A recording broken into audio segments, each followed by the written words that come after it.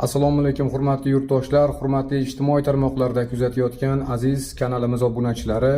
Bundan tashqari ayrim sabablarga ko'ra Farg'ona viloyati Oltiariq tumani madaniyat bo'limi mudiri ishqiy munosabatda bir ayol bilan gaplashgan suhbati deb turib mazmundagi yolg'on, bo'xton ma'lumotlar tarqaldi. Men o'zimda bilimimdan, fukusimdan va ushbu madaniyat rahbarini yaxshi taniganim uchun, bilganim uchun ushbu videorolikni tayyorlashga qaror qildim. Sababi ko'p ijtimoiy tarmoqlarda jurnalistlar ko'p, blogerlar ko'p. Blogerlarda ham, jurnalistlarda ham har xil toifalari bo'ladi. Qaysidir blogerlar, jurnalistlar ijtimoiy tarmog'ini obunachilarini ko'paytirish maqsadida kimdir ustidan mazg'ava yuritib, kimgadir tuhmat qilib, har xil bo'xtonlarda uyushtirgan bo'xtonlarda odamlarga ishontirib, o'zi tahlil qilmasdan, jurnalistlik surishtiruv qilmasdan o'tirib olib bir joyda gapirib chiqish juda ham oson. Lekin u bir shaxsni taqdiri, uning oilasida ota-onasi borligi, farzandlari borligi, uni kelajakda shu kungacha qilgan mehnatlari va bundan buyog'iga kelajakda qiladigan ishlarni ham hisobga olishi shart deb o'ylaymiz. Sababi bu insonni juda ko'p rahbarlar, juda ko'p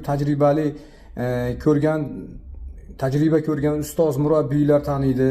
Mahalla kuyida, o'zining qishlog'ida, shaharchasida, tumanda juda ko'p rahbarlar va oddiy fuqarolar ko'plari taniydi. Bu inson bunaqa qizlar bilan yoki ayollar bilan to'p-tosh o'ynaydigan yigit emas, birinchi navbatda. Ikkinchi navbatda ko'chani, o'sha ishsiz yurgan ko'chani odami bilan ham yaxshi gaplashadi, munosabati o'ta zo'r. Tashkilot rahbarlari bilan munosabati o'ta zo'r.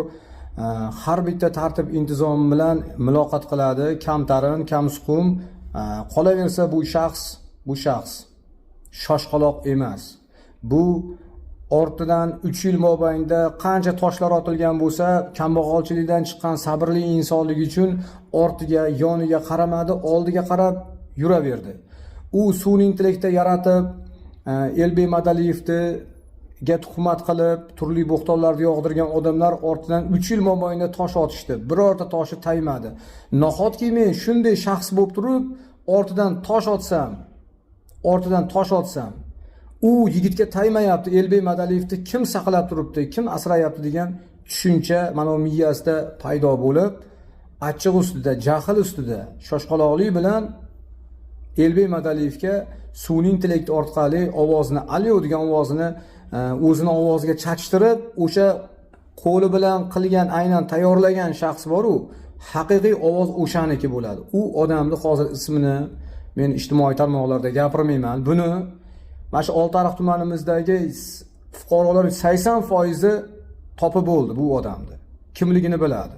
Lekin kommentariyada xohlasalar yozinglar, xohlasalar yozmanglar bu narsani.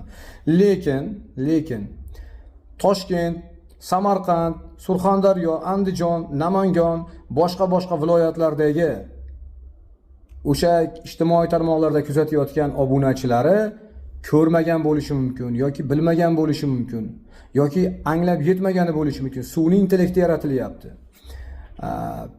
Har bitta video jarayonidagi nuqta vergul qilib savol berib chiqing har bitta jarayonga. $500 bergan ayol qani? Nimaga murojaat qilmayapti ichki ishlarga? Ijtimoiy tarmoqda mana kesin men murojaat qilyapman. $500 pul berganman deb mana men o'sha ayol odamni ko'rsatsin. Bu birinchi fakt.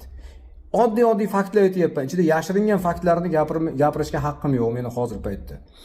Ikkinchi nimasi ochiqcha gaplashyapti misoldan. Bu holat uyushtirib yozib olinganini robot olib qo'ygan gapi bor, u sal jonlantirib, sal haqiqatga yaqinroq qilib ishlanganda ham mayli bo'ldi. Mayli, omatini bersin, eflagan haliga dedi-yu, u shunaqa tan olardik. Lekin video ishlashda ham efla olmabdi. U odam o'zi eskitdan po'qolasi bo'lgan, men oldin ham aytganman. Menga harakat qilmagin. 3 yil mobaynida kuragingda bir 100 martalab yerga ishqalab qo'ydim. Qonun tomonlama, men tartibli yuraman. Birovni haqorat qilmayman senga o'xshab. Yo'rketdek qirga chiqib solishamiz demayman. Bema'ni beta'sir gaplarni qilmayman unga o'xshab. U shunaqa holatlarda ko'p yurgani uchun kerak bo'lsa sudkalab qamalib ham chiqqan. Bu holatda men ana sizga karta qilib ochiqlab gapiryapman. Eminni o'sha odam ko'rsin. Men shunday asoslarim bor. Buni ijtimoiy tarmoqda ichki ishlar bo'limini tergov jarayonidan o'tgandan keyin aniqlandi degandan keyin men boshqa jarayonlarda ham berishga majburman, beraman bu narsalar. Qarab turasizlar. Shunday narsalar chiqaraman, tan beradi. Men birov bilan shaxsiy adovat qilib olishmayman. Haqiqatni yuzaga chiqarish uchun yuzimni bunday qilib ko'rsatib turib, ijtimoiy tarmoqqa chiqqanman. O'sha insonni yengib kelganman. Yengishim oson bo'lmagan.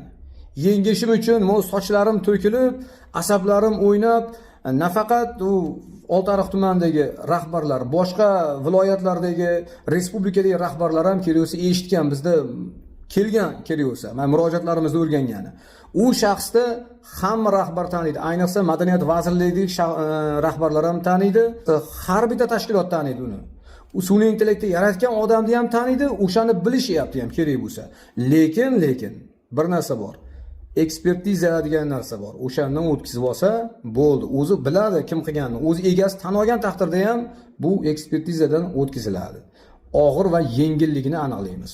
Xudo xolasa yaqin kunlarda aybdor hech qachon jazosiz qolmaydi. Qonun muqarrar, O'zbekiston Respublikasi Konstitutsiyasi, Jinoyat kodeksi kerak bo'lsa ishlayapti, rahbarlarimiz ishlayapti. Bu to'g'risida bu odamni harakatlari oldindan bo'lib kelgan.